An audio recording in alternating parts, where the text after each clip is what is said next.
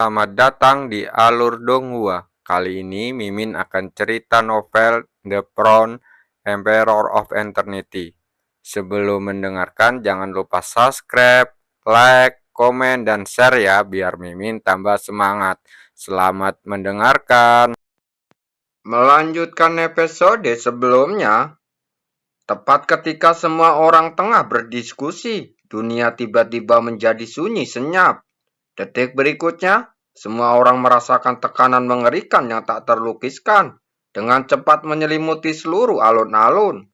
Untuk sesaat, udara menjadi seberat gunung menekan semua orang. Kekuatan mental tingkat kelima. Chu Guangzheng dan semua orang langsung merasa terkejut. Kultivasi kekuatan spiritual yang mengerikan seperti itu setara dengan praktisi kuat Rana Yin Yang. Istana Danwo ini benar-benar tempat para naga bersembunyi dan harimau berjongkok. Merasakan kekuatan penindasan yang mengerikan, penguasa kota kuno berseru dengan takjub. Baik itu kekuatan mental tingkat kelima atau kekuatan Rana Yin Yang. Bahkan di benua Danhua, tempat banyak pahlawan berkumpul. Mereka semua benar-benar tingkat atas, dan orang biasa tidak dapat dengan mudah melihatnya.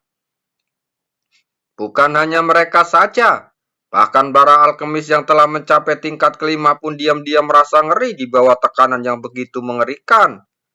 Meski mereka mengaku telah mencapai tingkat kelima, hanya mereka sendiri yang mengerti betapa sulitnya melintasi jarak yang tampaknya hanya setengah langkah lagi.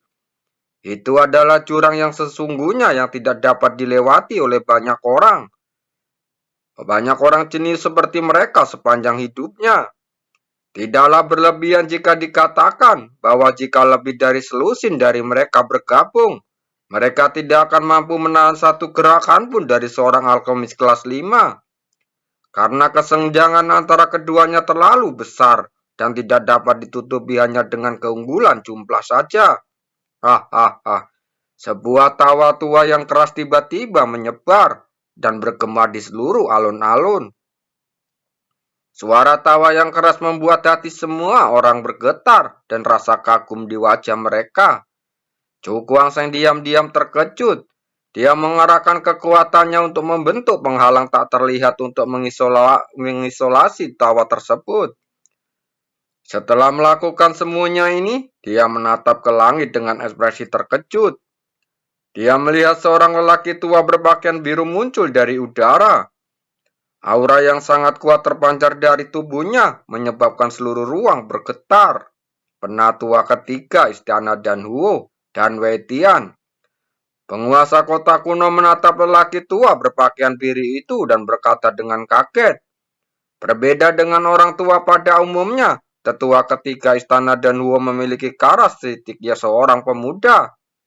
Ia berperilaku dengan cara yang terbuka dan flamboyan, tanpa ketenangan seperti generasi yang tua. Penatua ketiga, mendengar kata-kata ini, Chu Guangzheng bahkan lebih terkejut. Hanya penatua ketiga yang memiliki tingkat kultivasi kekuatan spiritual kelas 5. Jika ada orang-orang kuat dengan status lebih tinggi di Istana Danhuo, seberapa kuat kultivasi mereka?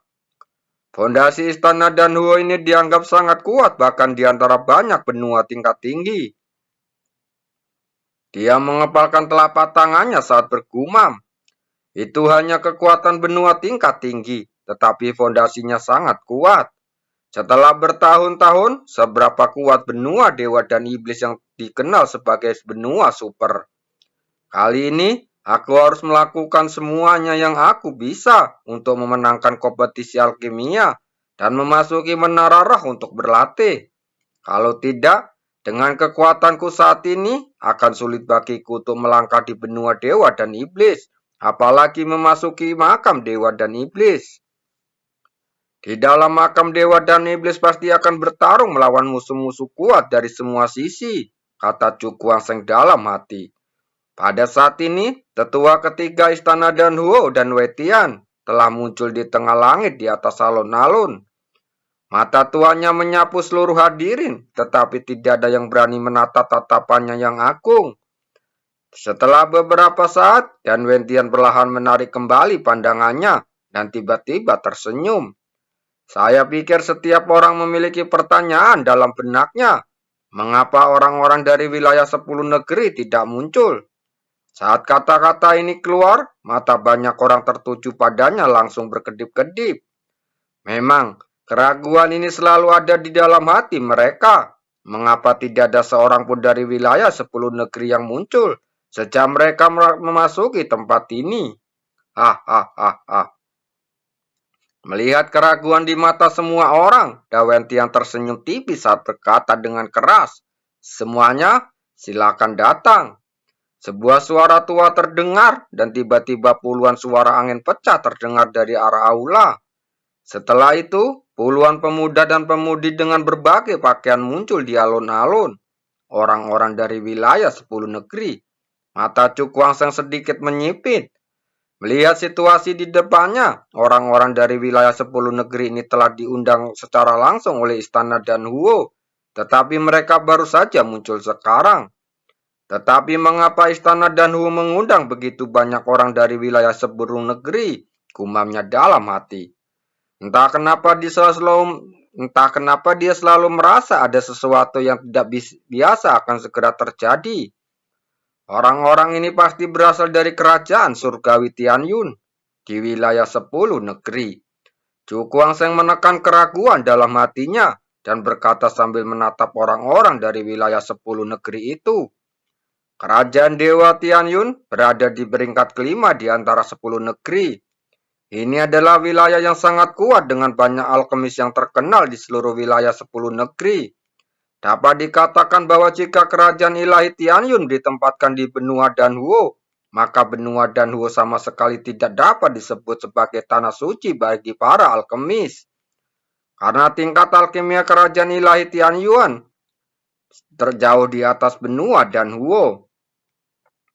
Tepat saat berbagai kekuatan sedang melihat orang-orang di udara, seorang wanita yang tampak adalah pemimpin melangkah keluar perlahan.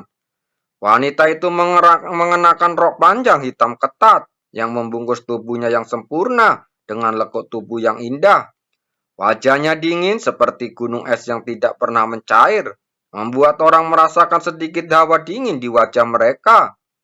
Saya Li Rusang dari Kerajaan Ilahi Tianyun. Hari ini saya ingin meminta saran dari semua alkemis di sini. Wanita ini berkata sambil menghadap kerumunan lalu membungkuk. Ucapannya bebas dan mudah seperti ucapan seorang pria tanpa kelembutan seorang wanita. Dasar wanita aneh. Beberapa orang di sekitar alun-alun diam-diam mendecakkan bibir mereka. Tatapan mata Cuk Guangsheng tertuju pada wanita itu dengan pandangan serius muncul di watanya. Tekanan yang diberikan wanita ini padanya tidak kurang dari tekanan yang diberikan oleh jenius istana Danhuo dan Huoxi. Orang-orang ini tidak boleh diremehkan. Dia mengalihkan pandangannya untuk melihat para alkemis lain dari kerajaan ilahi Tianyun. Di antara orang-orang ini, dia merasa tidak kurang dari 5 aura yang sangat menindas. Saat pikiran ini melintas di dalam benaknya, Chu Guangsheng menghela nafas ringan dan ekspresinya menjadi lebih serius. Sekarang dengan penambahan para alkemis dari kerajaan ilahi Tianyun, niscaya akan menambah banyak rintangan dalam persaingan untuk memenangkan kejuaraan konferensi alkimia. Apapun yang terjadi, aku harus berusaha sebaik mungkin. Meskipun pesaingnya sangat kuat, Chu Guangsheng juga merupakan orang yang menolak mengaku kalah. Semakin sulit situasinya, akan semakin membangkitkan sifat keras kepalanya yang tertanam jauh di dalam tulang-tulangnya. Karena kalian semua saling kenal, aku ingin mengumumkan di sini bahwa konferensi alkimia telah resmi dimulai. Dan Watian tersenyum tipis, dan suaranya yang kuat bergema di seluruh arena. Sebelum dia selesai berbicara, suasana di seluruh alun-alun langsung mendidih, dan akhirnya dengan cepat menyebar ke setiap sudut kota Danhuo, menyebabkan ratusan juta orang bersorak gembira. Melihat ini, Dan Wantian melambaikan lengan bajunya, dan cahaya menyilaukan berkumpul dan berubah menjadi pilar batu berukuran 100 kaki yang jatuh di tengah alun-alun. Di atas pilar batu, ada kuali emas murni memancarkan cahaya yang sangat menyilaukan. Siapapun yang memenangkan kompetisi ini akan menjadi juara dan berkesempatan memasuki menara roh untuk berlatih. Dan Wantian menunjuk ke kuali emas di bawah. Kata-katanya sangat sederhana menyulut semangat di arena. Tatapan mata berapi-api tertuju dan mendarat di kuali emas murni itu. Beberapa orang bakal gitu semangat hingga mereka gemetar. Kuali alkimia emas ini melambangkan kejayaan tertinggi asosiasi alkimia. Bahkan tanpa syarat harus memasuki menara roh untuk pelatihan nanti. Itu sudah cukup membuat banyak orang meneteskan air liur. Bagi banyak alkemis, itu adalah kehormatan tertinggi. Memperhatikan tatapan mata yang berapi-api itu, dan Watian tersenyum tipis dan melambaikan lengan bajunya lagi. Alun-alun itu langsung berguncang, dan sinar cahaya melesat keluar, membagi alun-alun menjadi 10 area. Semua peserta silakan masuk sesuai dengan posisi masing-masing. Begitu suara tua itu menyebar, terdengar suara angin yang bertiup kencang di udara. Dan banyak sekali alkemis melesat keluar dari segala arah, dari alun-alun dan mendarat dari salah satu arena. Ayo kita ke sana juga. Cukuangseng tersenyum, dia menepuk sandaran tangan dengan tangannya, dan bergegas keluar mendarat di arena nomor 6 di sebelah kiri. Setelah itu, Qiu Husang dan Qiu Yanfeng saling tersenyum, lalu terbang bersama dan mendarat di tempat yang berbeda. Setelah semua alkemis mengambil posisi masing-masing, tanah di alun-alun mulai bergetar sedikit, dan tirai cahaya terangkat sepenuhnya mengisolasi 10 arena. Melihat situasi di depan kita, tempat pertama di setiap arena akan menjadi 10 besar konferensi alkimia ini. Cukuangseng melirik tirai cahaya dan langsung terkejut saat menemukan bahwa tirai cahaya ini memiliki kemampuan untuk menghalangi indera spiritual untuk mengintip ke area lain. Kompetisi alkimia dimulai. Suara tua itu kuat dan menyebar, langsung mengejutkan semua alkemis, membuat mata mereka bersinar cemerlang. Banyak sekali orang yang melambaikan tangan dan sinar cahaya melesat keluar, berubah menjadi kuali alkimia yang tak terhitung jumlahnya yang jatuh ke tanah. Untuk sesaat, napas panas menyebar dan seluruh alun-alun diselimuti lapisan kabut cahaya merah menyala. Cukuangseng melambaikan lengan tangannya dan kuali alkimia bergaya kuno muncul dan mendarat di alun-alun. Begitu kuali dewa obat muncul, gelombang fluktuasi aneh menyebar keluar darinya, menarik perhatian banyak orang. Kuali alkimia anak ini aneh sekali, kata beberapa orang dengan heran. Meskipun mereka tidak dapat melihat asal-usul kuali dewa pengobatan, mereka samar-samar dapat merasakan bahwa kuali alkimia yang tampak terbuat dari kayu ini pasti memiliki asal-usul yang luar biasa. Di langit yang tinggi, saat kuali dewa obat muncul, mata Keru dan Wetian langsung membeku, dan ekspresinya terkejut muncul di wajahnya. Kuali dewa obat, katanya dengan suara kagum.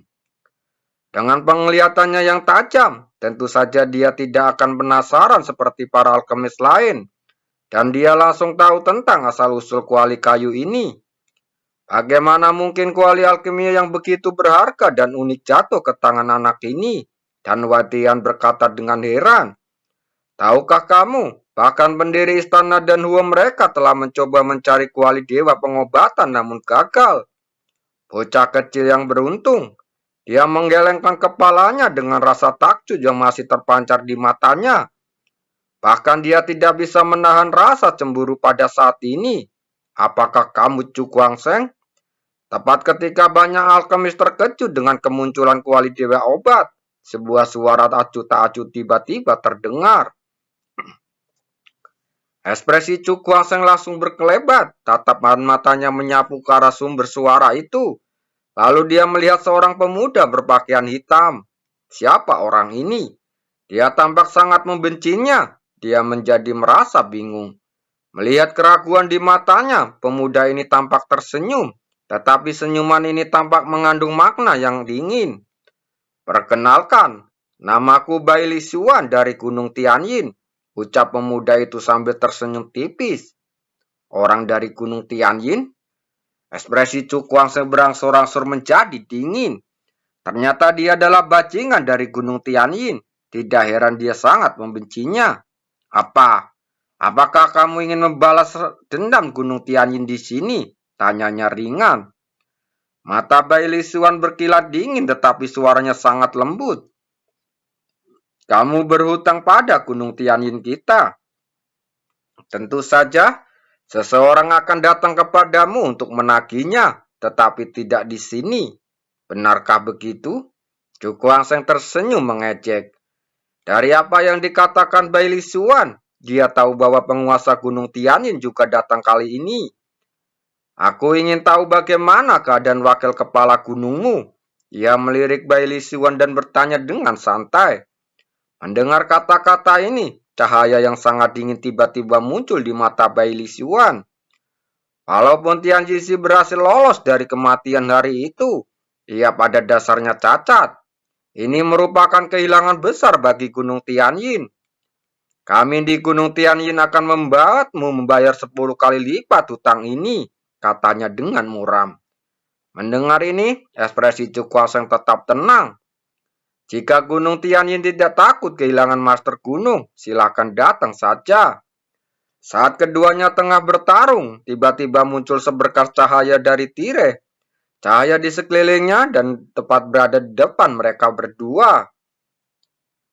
Setelah beberapa saat, kekuatan cahaya memudar. Hampir 100 ramuan obat muncul di depan Chu Kuangseng. Ini adalah ramuan yang bisa kamu gunakan. Siapapun yang bisa menggunakannya untuk memurnikan pil bermutu tinggi akan menjadi pemenangnya. Sebuah suara tua terdengar dan langsung membuat wajah banyak alkemis berubah. Aturan seperti inilah sangat keras. Tahukah Anda, ramuan obat di depan Anda sama sekali tidak berharga. Ramuan itu umumnya digunakan untuk memurnikan pil dengan kurang dari 3 pil guntur. Akan tetapi, sulit bagi ramuan tingkat ini untuk mendapatkan peringkat apapun dalam konferensi alkimia. Chu Kuangseng menatap ramuan obat di depannya. Wajahnya agak tidak berdaya.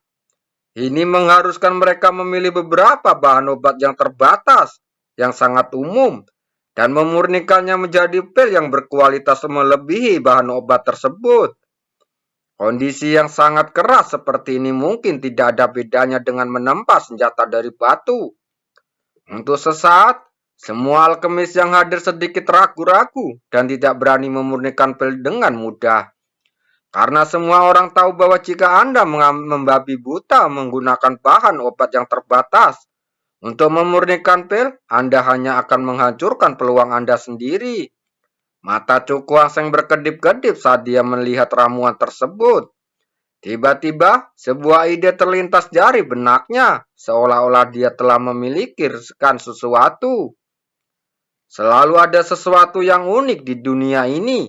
Di antara ramuan-ramuan tersebut, ada pula beberapa ramuan alternatif.